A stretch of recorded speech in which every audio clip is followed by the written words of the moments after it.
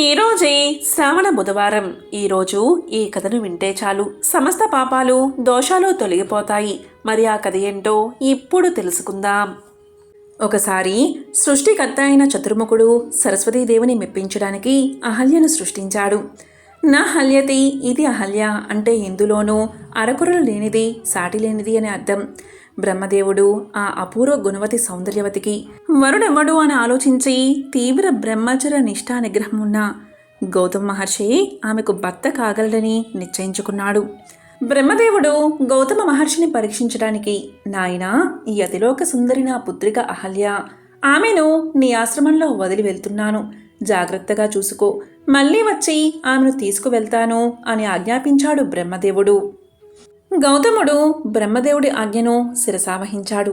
కాని ఎంతో కాలం గడిచిపోయింది.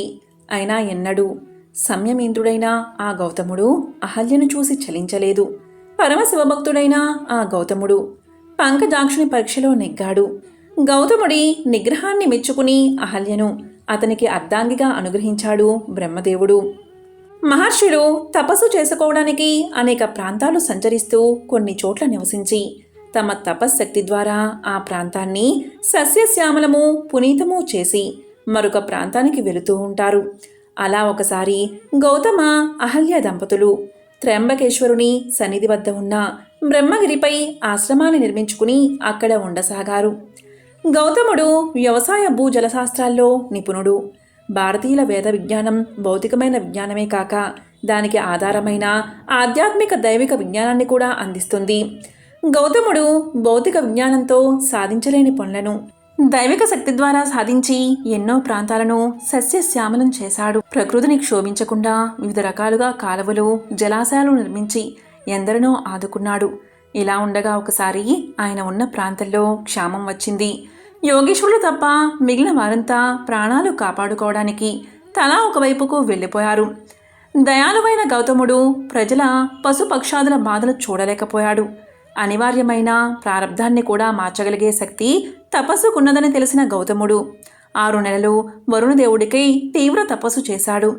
గౌతముడి పరోపకార బుద్ధికి మెచ్చి వచ్చిన వరుణుణ్ణి గౌతముడు వర్షాన్ని ప్రసాదించమని కోరాడు.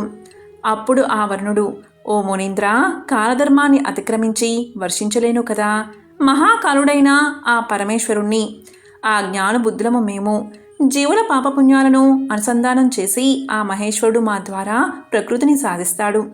ఇప్పుడు కొంతకాలం క్షామం తప్పదు అన్నాడు. ప్రాణులను రక్షించాలని దృఢ సంకల్పంతో ఉన్న గౌతముడు అక్షయజలం కోరాడు. వర్ణుడు అక్షయ జలాన్ని అనుగ్రహించాడు. ఇలా తన తపశక్తి ద్వారా గౌతముడు ప్రాణికోటికి ప్రాణదానం చేశాడు. అహల్య గౌతమ దంపతులు నిరంతర అతిథి సేవా పరాయణులు.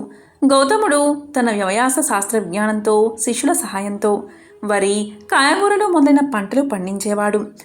పరమసాధ్వి పతివ్రత అయిన అహల్య ఆ పంటల నుండి వచ్చిన వాటిని వండి అతిథులకు ఆర్తులకు పెట్టేది. అపర అన్నపూర్ణ వలె విరాజిల్లేది ఆ అహల్య. ఇలా ఉండగా గౌతమ అహల్యల అద్వితీయ అతిథి సేవ, వారి ధర్మనృతి చూసి ఈర్ష చెందారు కొందరు మునులు. ఆహా, ఈర్ష అతి దారుణమైనది. అతి మహామేధావులైన ముళ్లను సైతం విడవదు.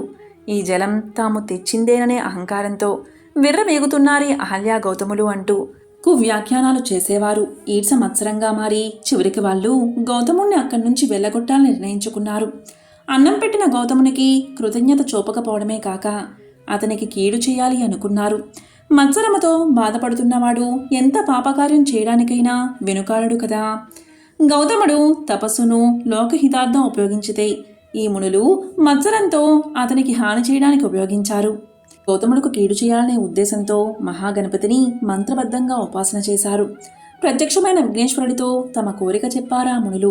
ఆ వినాయకుడు ఆశ్చర్యపడి, ఔరా, ఏమి చిత్రము, ప్రాణదాతకి ప్రత్యుపకారం చేయకపోగా అతనికి అపకారం చేస్తున్నారే, ఇట్టి కృత్యుల పాపానికి నిష్కృతి ఉండదు అని తలచి, నాయనడారా, అపకారికి ఉపకారము చేయమని మన శాస్త్రాలు ఘోషిస్తుంటే మీరు కనీసం కృతజ్ఞత ధర్మాన్ని కూడా పాటించడం లేదెందుకు? ఆ ప్రయత్నం మానండి.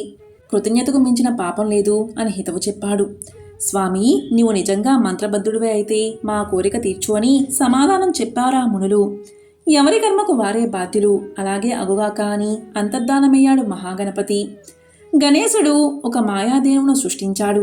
అది గౌతముడి పొలాన్ని పాడు చేయసాగింది. పవిత్రమైన గోమాతను ఎన్నడూ అదిరించరాదని తెలిసిన గౌతముడు ఆ మాయాదేనువును పక్కకి పంపాలని గడ్డి పరకలు తీసుకుని గోవుపై వేశాడు. దానికి అది మృతి చెందింది. గౌతముడు దుఃఖిస్తూ, పరమేశ్వరా, నేనేమి అపరాధం చేశాను? గడ్డి పరకలు తగిలి గోవు చనిపోవడం ఏమిటి? నన్ను ఈ ఘోరమైన గోహత్యా పాతకం నుంచి రక్షించు స్వామి అని ఆక్రోశించాడు. ఇలా బాధపడుతున్న గౌతముణ్ణి చూసి ఆ మునులు, గోహత్య వంటి మహాపాతకం చేసిన మీరు పవిత్రమైన ఈ ఆశ్రమంలో ఉండకూడదు, తక్షణం వెళ్ళిపోండి అని తోలనాడి రాళ్లు విసిరి వెళ్ళగొట్టారు. మహాపాపం చేశాను అనే దుఃఖంతో గౌతముడు, అహల్య ఆ ప్రాంతం విడిచి వెళ్ళిపోయారు. సకల ధర్మ సూక్ష్మాలు తెలిసిన ఆ గౌతమ మహర్షి ప్రాయశ్చిత్త విధానం తెలిసి కూడా పండిత మండలిచే ఆమోదముద్ర వేయించుకోవాలి అనే ఉద్దేశంతో క్రోశ దూరం వెళ్ళినా తిరిగి వచ్చి తనకు అపకారం చేసిన ముళ్లకు నమస్కారం చేసి, అయ్యా, నా పాపానికి ప్రాయశ్చిత్తం ఉపదేశించండి అని ప్రార్థించాడు. గౌతమ చేసిన తప్పు చెప్పుకుంటూ పృథ్వీకి 3 సార్లు ప్రదక్షిణ చేసి ఇక్కడ మాసవ్రతం చెయ్యాలి, లేదా ఈ బ్రహ్మగిరికి 101 సార్లు ప్రదక్షిణం చేసి కోటి పార్థివ లింగాధారణ చేసి గంగాస్నానం చెయ్యాలి అని ప్రాయశ్చిత్త మార్గాన్ని బోధించారు. గౌతమ మహర్షి అలాగే చేశాడు. అప్పుడు పరమశివుడు సంతోషించి, నాయనా గౌతమ, నీవు ధన్యుడవు. ఆజన్మ శుద్ధుడమైన నీకు పాపం లేదు. ఇదంతా ఆ ముళ్ళ కుతంత్రం. ఈ కృతజ్ఞతకు ప్రాయశ్చిత్తం లేదు. వీరు భ్రష్టులై వేద మార్గాన్ని వదిలి నాకు దూరమవుతారు. వీరి వంశంలోని వారంతా పతితులు అవుతారు. వత్స, ఏదైనా వరం కోరుకో, ప్రసాదిస్తాను అన్నాడు. కరుణామయుడైన గౌతముడు, స్వామి, ఈ మునివరులు నాకు ఉపకారమే చేశారు. వీరి వల్లే కదా నేడు నాకు నీ దర్శన మహాభాగ్యం కలిగింది అన్నాడు. పరమశివుడు గౌతముని క్షమాగుణం చూసి సంతోషించాడు. స్వామి, లోక కళ్యాణార్థం గంగను ప్రసాదించు అని కోరాడు గౌతముడు. పరమశివుని సంకల్ప మాత్రాన ప్రత్యక్షమైన గంగాభావాన్ని స్తుతించి గౌతముడు భాగీరథివై ఉత్తర భారతాన్ని అనుగ్రహించినట్లే గోదావరివై దక్షిణ భారతాన్ని, ఆంధ్ర భూమిని పునీతం చెయ్యుతల్లి అని ప్రార్థించాడు. గంగాదేవి కోరికపై స్వామి త్ర్యంబకేశ్వర జ్యోతిర్లింగ రూపుడై గోదావరి నది జన్మస్థలంలో అవతరించాడు. గౌతమ మహర్షి పేరు మీదుగా ఆ నది గౌతమి నదిగా ప్రసిద్ధికెక్కింది. ఎంతో విశేషమైన ఈ కథను విన్నవారికి సకల శుభాలు చేకూరతాయి. మధ్య దేశంలో నంది అనే గ్రామముంది. దానిలో నివసిస్తున్న బ్రాహ్మణుడు వేదాలు, శాస్త్రాలు వల్లించడమే కాదు, అవి చెప్పిన ధర్మాలను యథాశక్తిగా ఆచరణలో పెడుతున్న కర్మిష్టి. అతని పేరే కశ్యపుడు. అతని ఇల్లాలు అతనికి తగిన బుద్ధిమంతురాలు, మహాపతివ్రత. ఆమె పేరు సావిత్రి. ఏ పనిలోనూ సోమరితనం లేకుండా పతి ఆజ్ఞకు కట్టుబడి ఇంటిని పాలసముద్రంగా చేసుకున్న గృహలక్ష్మి. ఆ నంది గ్రామానికి ఆమడ దూరంలో ఒక చిన్న గ్రామం ఉంది. ఆ గ్రామంలో యజ్ఞశర్మ అనే బ్రాహ్మణుడు నివసిస్తూ ఉండేవాడు. బాగా చదువుకోకపోయినా పురోహిత వృత్తికి తగిన స్మార్త ప్రక్రియ చేయించడానికి తగినంత చదువు కలవాడు. ఆ ఇంట ఈ ఇంట పొరుగు ఊళ్ళల్లో నోములు, వ్రతాలు చేస్తూ వాటితో వచ్చే బియ్యము, పిండి తీసుకుని వచ్చి భార్యకు ఇస్తూ కాలాన్ని వెళ్లబుచ్చుతున్నాడు. చెప్పవలసి వస్తే అతను పేదవాడు. అతని భార్య పేరు రోహిణి. సర్వ శుభ లక్షణాలు కల బుద్ధిమంతురాలు. ఆ దంపతులకు లేకలేక ఒక కుమారుడు జన్మించాడు. అతనికి యజ్ఞశర్మ జాతక కర్మ నామకరణము చేయించి దేవశర్మ అని పేరు పెట్టాడు. ఆ పిల్లవాడు చక్కగా పెరిగి 5 ఏళ్లు రాగానే అక్షరాభ్యాసం, 7 ఏళ్లు రాగానే ఉపనయనం చేశాడు. ఆకస్మికంగా యజ్ఞశర్మ కన్ను మూశాడు. కొడుకు, తల్లి అనాథ జీవులు అయ్యారు. ఆ కొడుకు తల్లిని ఓదార్చి వీరి దగ్గర వారి దగ్గర యాచించి కాశీ, గయా, ప్రయాగ పుణ్యక్షేత్రాలకు వెళ్ళాడు. తండ్రికి యథాతథంగా పారలౌకిక క్రియాకాండను నిర్వర్తించాడు. అలాగే దేశాటనం చేసి నంది గ్రామానికి తిరిగి వచ్చి అక్కడ ఊరి వెలుపల ఒక దేవాలయంలో ఉంటూ జపం, తపం ఆచరిస్తూ ఉన్నాడు. అనుష్ఠానం అయిన తర్వాత గ్రామానికి వెళ్లి ఏ ఇల్లాలో ఆదరించి పెట్టిన భిక్షాన్నంతో ఆకలి చిచ్చును తీర్చుకుంటూ ఉండేవాడు. ఆ ఆలయానికి పక్కనే ఉన్న చెరువు నీటితో దప్పిక తీర్చుకుంటూ కాలక్షేపం చేస్తున్నాడు. జప తపాదులు కొనసాగిస్తున్నాడు. ఒకరోజు సరస్సులో స్నానం చేసి ఆలయ ఆవరణలో ఉన్న చెట్టు కింద కట్టుబట్టలు ఆరవేసి జపానికి కూర్చున్నాడు దేవశర్మ. అంతలోనే ఆరిన బట్టల మీద రెట్టలు పడ్డాయి. ఏమిటా అని పైకి చూశాడు దేవశర్మ. కొమ్మ మీద తెల్లని కొంగ, నల్లని కాకి ఉన్నాయి. దానితో దేవశర్మకు కోపం వచ్చి కోప దృష్టిని ఆ రెండిటి మీద సారించాడు. ఆ కోప దృష్టికి ఆ రెండు అక్కడికక్కడే చనిపోయి కింద పడిపోయాయి. అప్పుడు దేవశర్మ ఇలా అనుకున్నాడు, నా బట్టల మీద రెట్ట వేసినందుకు వీటికి తగిన శాస్త్రే జరిగిందని ముందు సంతోషించాడు. కాని క్షణకాలం గడిచాక అయ్యో, నోరు తెలియని పక్షులు నా కోపానికి ఆహుతులు అయిపోయాయే అని బాధపడ్డాడు. ఒక కర్ర తీసుకుని ఆ రెండిటిని దూరంగా పారివేశాడు. చెరువులో కట్టు బట్టలను శుద్ధి చేసుకుని స్నానం చేసి ఆలయానికి చేరుకున్నాడు. ఇంతలో మిట్ట మధ్యాహ్న సమయమైంది. భిక్షాటనికి గ్రామంలోకి వెళ్ళాడు. సరాసరి కశ్యపుని ఇంటి వద్దకు వెళ్లి భవతి భిక్షాందేహి అని కేక పెట్టాడు దేవశర్మ. అదే సమయంలో కశ్యపుడు ఊరి నుండి వచ్చి ఇంటి లోపలికి వెళ్ళాడు. అప్పుడు సావిత్రి భిక్షకుడి మాటను విన్నా కాని పతికి సేవ చేయకుండా ఏ పని చెయ్యదు కదా. అందుకనే దేవశర్మకు ఆహారం పెట్టలేకపోయింది. పతికి స్నానము, భోజనము వగైరా అంతా సక్రమంగా జరిపి ఆయన పడుకున్న తర్వాత ఒక విస్తరిలో ఆహార పదార్థాలు తీసుకుని బయటకు వచ్చి ఇదిగో తీసుకోండి అని వినయంగా పలికింది. అప్పుడు కోపంతో దేవశర్మ ఇలా పలికాడు, ఇంతసేపు నీ వాకిలి ముందు నిలబెట్టి ఇప్పుడు అన్నం తెస్తావా అని రోషంతో మండిపడుతూ నిన్ను కాల్చేస్తాను చూడు అన్నట్టుగా చురచురా చూడసాగాడు. అతను గొప్ప తపశక్తి కలవాడు అనే గర్వం అతనికి ఉంది. అప్పుడు సావిత్రి పరమ పతివ్రత. ఆ చూపులకు బెదరకుండా నేను కొంగను కాను, లేక కాకిని కాదయ్యా, నీ చూపులకు కాలి చావడానికి తీసుకో, భిక్ష తీసుకో అని భిక్షను ఇచ్చి నవ్వుతూ హేళనగా పలికింది. ఆ మాటకి దేవశర్మ ఆశ్చర్యపోయాడు. ఎక్కడో ఊరి వెలుపులా చెట్టు కింద జరిగిన విషయం ఇంట్లో ఉండే ఈమెకు ఎలా తెలిసింది? ఈ విషయం ఈ ఆడదానికి ఎలా తెలిసి వచ్చింది? ఈ ప్రశ్నతోనే అతని ఆకలి అణిగిపోయి ఆశ్చర్యంతో తల మునకలు అయ్యింది. మారు మాట్లాడకుండా ఆహార పదార్థాలు తీసుకుని తల వంచుకుని తిన్నగా తన విడిదికి వచ్చాడు. ఆకులో ఆహార పదార్థాలు కొమ్మరించి అన్నీ కలిపి ఒకేసారి భోజనం చేశాడు. అతనిలో చైతన్యం లేదు. అలాగే చెయ్యి నోరు కడుక్కున్నాడు. ఎండ చల్లబడిన తర్వాత మళ్ళీ కశ్యపుని ఇంటికి వెళ్ళాడు. అప్పటికే కశ్యపుడు నిద్రలేచి పొలం పనిమీద వెళ్ళిపోయాడు. తరువాత సావిత్రి తీరుబడిగా ఏవో పురాణ కథలు చదువుకుంటూ ఉంది. ఇంతలో అమ్మ అనే కేక వినబడగానే ఆమె నిదానంగా బయటకు వచ్చి వీరి వసారాలోకి తొంగి చూసింది. ఎదుట చేతులు జోడించి నిలబడి ఉన్న దేవశర్మ కనిపించాడు. అప్పుడు సావిత్రి ఇలా అడుగుతుంది, ఓ బ్రాహ్మణుడా, మళ్ళీ ఎందుకు వచ్చావు అని అడిగింది. దానికి దేవశర్మ ఇలా అడిగాడు, అమ్మా, ఎక్కడో జరిగిన దానిని ఇంట్లో ఉండే నీవు ఎలా చెప్పగలిగావు? ఆ శక్తి నీకు ఎలా లభించింది? అది అడగడానికే వచ్చాను అని బెదిరిపోతూ అడిగాడు. అప్పుడు సావిత్రి ఇలా పలికింది, ఓహో, ఆ సంగత. పతినే ఆరాధ్య దైవంగా భావించి సేవించడం భార్య ధర్మం. నేను ఆ ధర్మాన్ని మరిచిపోకుండా పాటిస్తున్నాను. దానివల్లే నాకు ఆ విషయ జ్ఞానం కలిగింది. స్వధర్మం ఎంత కర్మసఖ్యమైనా శ్రద్ధతో ఆచరించేవారికి అన్ని శక్తులు అలవడతాయి.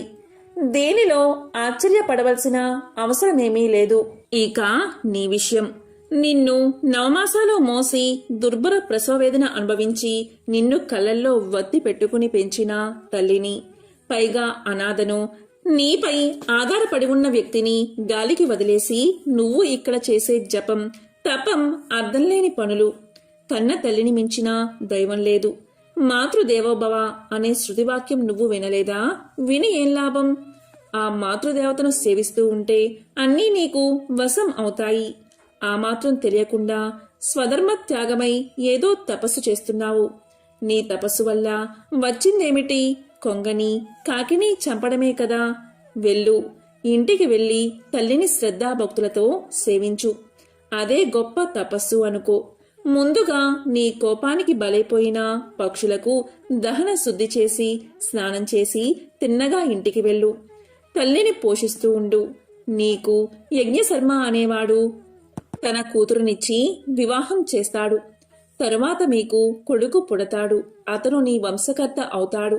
తరువాత నీ తల్లి అలాగే నీ భార్య చనిపోతారు.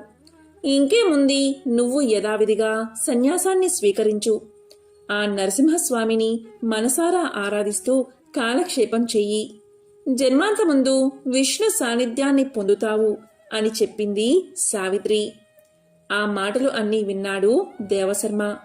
ఇలా పలికాడు, క్షమించు తల్లి, బుద్ధి వచ్చింది, పోయి వస్తాను అని వెనుతిరిగి వచ్చి పక్షులకు దహనాధికం చేసి తిన్నగా స్వగ్రామానికి చేరుకున్నాడు. సావిత్రి చెప్పినట్లుగాని మాతృసేవ చేస్తూ గృహస్థుడై పుత్రుడు కలిగిన తర్వాత భార్యా తల్లి మరణించాక సన్యాసి అయ్యాడు. ఆ నరసింహస్వామిని నమ్మి ఆరాధిస్తూ జన్మాంతమందు విష్ణు సాన్నిధ్యాన్ని చేరుకున్నాడు. ఎంతో పవిత్రమైన విశేషమైన ఈ కథను విన్నవారికి సకల శుభాలు కలుగుతాయి. మరి ఒక కథను ఇప్పుడు తెలుసుకుందాం. చంద్రవంశపు రాజుల్లో శంతనుడు చాలా గొప్పవాడు. అతను దాన ధర్మాలకు దైవభక్తికి పెట్టింది పేరు. బల పరాక్రమాలకు చక్కటి పరిపాలనకు అంటే పేరు పొందినవాడు. అతని మంచితనానికి బహుమతిగా ఇంద్రుడు ఒక రథాన్ని బహుకరించాడు. మంచి రోజు చూసి దాన్ని అధిరోహించాలి అని అనుకుని ఒక రథశాలలో ఉంచాడు శంతనుడు. శంతనుడు నారదముని ముఖతః నరసింహస్వామి మహిమలు విని శ్రద్ధాభక్తులతో నరసింహస్వామిని ఆరాధిస్తూ ఉండేవాడు. ఒకరోజు ఉదయకాలం ముహూర్తం బాగుందని దైవజ్ఞుడు చెప్పగా దేవదత్తమైన దివ్యరథం ఎప్పుడు ఎక్కుతానా అనే తమకంతో ఉన్నాడు శంతనుడు. కనుక త్వరగా ఆ స్వామికి పూజ చేసి బయటకు వచ్చాడు. రథశాలకు వెళ్లి రథాన్ని బయటకు తీసించాడు. చుట్టూ 3 సార్లు ప్రదక్షిణ నమస్కారాలు చేసి రథాన్ని ఎక్కాడు. అయినా ఏం లాభం, రథం కొంచెం కూడా కదల్లేదు. అది కదలకపోయేసరికి తెల్లముఖం వేసుకుని కిందకి దిగాడు. రథకారుల్ని రప్పించి ఎక్కడ లోపం ఉందో చూడమని ఆత్రంగా అడిగాడు. వాళ్ళు చాలా దీక్షగా చూసి ఏ లోపమూ లేదు ప్రభు అన్నారు. నడపండి అన్నారు. రాజు మళ్లీ ప్రయత్నించాడు. అయినా ప్రయోజనం లేకపోయింది. ఏమిటో అర్థం కాలేదు. అతని ఉత్సాహం నీరు కారిపోయింది. తెల్లమొహం వేసుకుని విలవల్లాడుతూ అంతఃపురానికి చేరుకున్నాడు. అక్కడ దిగాలుగా కూర్చుని ఇష్ట దైవాన్ని స్మరిస్తూ ఉండగా నారదుడు వచ్చాడు. నారదుడికి రథ వృత్తాంతాన్ని వివరించి చెప్పాడు శంతనుడు. అప్పుడు నారదుడు కళ్ళు మూసుకుని ధ్యానం చేసి అక్కడ జరిగిన విషయాన్ని తెలుసుకున్నాడు. రాజా, దీనికి కారణం మరేదీ లేదు. రథ నిర్మాణంలో ఏ లోపమూ లేదు. నీవు స్వామివారికి నిన్న చేసిన పూజా పుష్పాలను బయట వేశావు కదా. నీవు బయటికి వెళ్లడంలో వాటిని దాటి వెళ్ళావు. నిర్మాల్యాన్ని ఎవరి కాళ్లకు తగలని విధంగా ఒక మూలగా వెయ్యాలి. వాటిని దాటడం వల్ల వచ్చిన దోషమే నీ రథ గమనాన్ని కొట్టింది. నీ మాటకేమి నీకు రథం ఇచ్చిన ఆ ఇంద్రుడి కొడుకు కూడా ఇలాంటి ఆటంకమే కలిగింది. ఆ కథ చెప్తాను, శ్రద్ధగా విను అంటూ శంతనుడికి నారదుడు ఇలా చెప్పడం మొదలుపెట్టాడు. పూర్వం అంతర్వేది అనే ఒక చిన్న పట్టణంలో రవి అనే ఒక మాలకారుడు రకరకాల పువ్వుల దండలు రమ్యంగా అల్లి మొదట అల్లిన దండలు 3 ముచ్చటగా నరసింహస్వామికి సమర్పించేవాడు. ఆ దండలు అల్లడంలో అతని భార్య కూడా నిపుణురాలు. ఇద్దరూ దండలు అల్లడంలో ఎంతో శ్రద్ధను చూపించేవారు. స్వామికి సమర్పించగా మిగిలినవి పురోహితుడికి, దేవపూజలు చేసేవారికి, కొన్ని అంగడిలో అమ్మడానికి నిర్ణయించుకున్నారు. ఆ పూలదండలను అమ్మగా వచ్చిన సొమ్ముతో కుటుంబ పోషణ జరుపుకునేవారు. మరి ప్రతిరోజు పూలదండలు కావాలి అంటే పువ్వులు సమృద్ధిగా ఉండాలి కదా.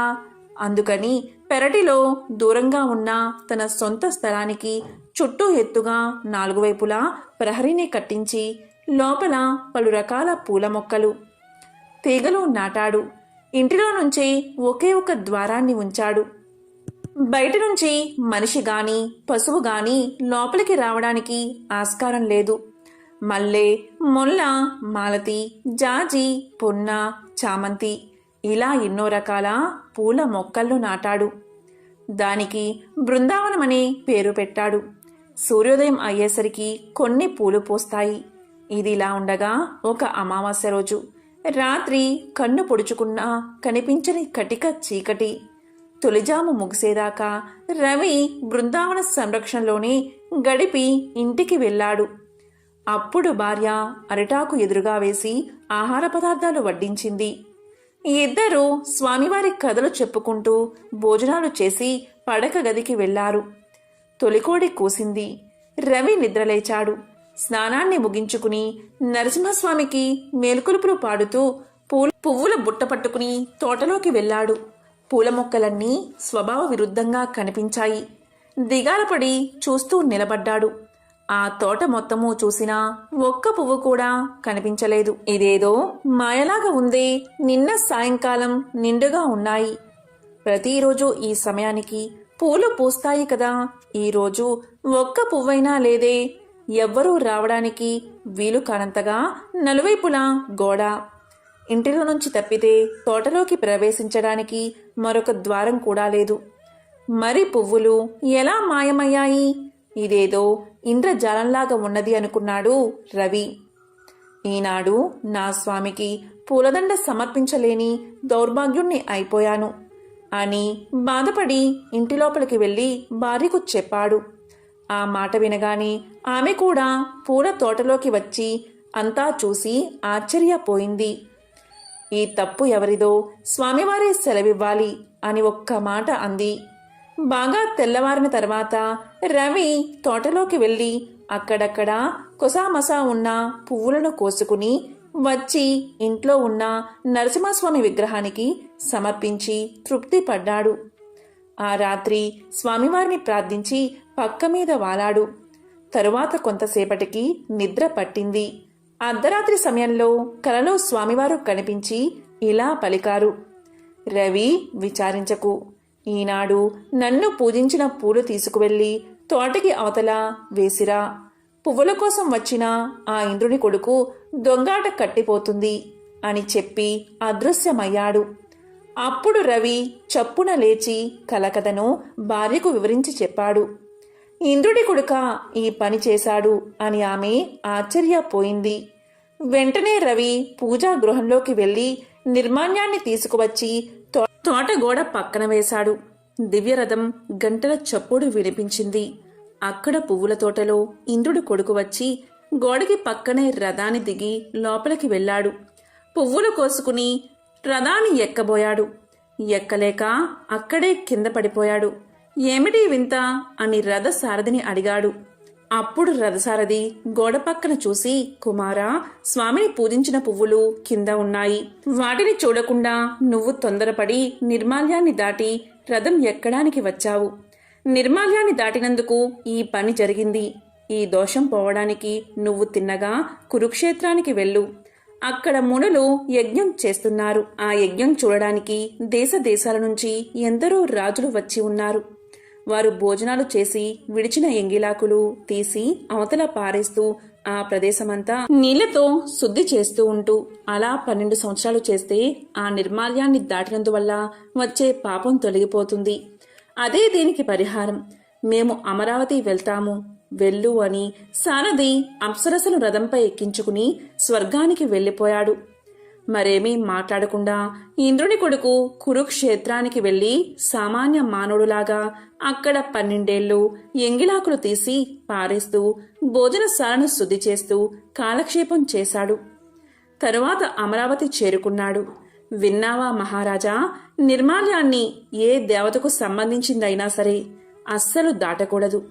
వెళ్ళు, నువ్వు కూడా కురుక్షేత్రానికి వెళ్ళి అక్కడ యాత్రికులు భుజించి లేవగానే ఆ ఎంగిలి విస్తర్లు తీసి అవతల పారవేసి ఆ ప్రదేశమంతా నీటితో శుద్ధి చేస్తూ ఉండు. అలా 12 సంవత్సరాలు చేస్తే నీవు పవిత్రుడు అవుతావు.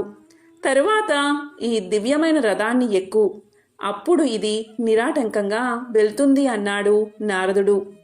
ఇదంతా విన్నా మహారాజు కురుక్షేత్రానికి వెళ్ళి నారదుడు చెప్పిన విధంగా చేసి పాప విముక్తుడై తిరిగి రాజ్యానికి వచ్చాడు. హాయిగా రాజ్య పాలన చేశాడు. శాస్త్ర ప్రకారం బుధవారం గణేశుణ్ణి పూజిస్తే విశేష ఫలితాలు కలుగుతాయి. గణేశుడి అనుగ్రహం పొందాలి అంటే బుధవారం నాడు నియమ నిష్ఠలతో ఆయన్ని పూజించాలి. పూజా సమయంలో ఏం చేయకపోయినా సరే ఓం గ్లౌం గణపత్యే నమః, ఓం గ్లౌం గణపత్యే నమః అనే మంత్రాన్ని జపించాలి. ఈ మంత్రాన్ని జపించడం వల్ల వృత్తి జీవితంలో అన్ని అడ్డంకులు తొలగిపోతాయి. గణేశుడి అనుగ్రహం మీపై శాశ్వతంగా ఉంటుంది. ఓం గ్లౌం గణపత్యే నమః.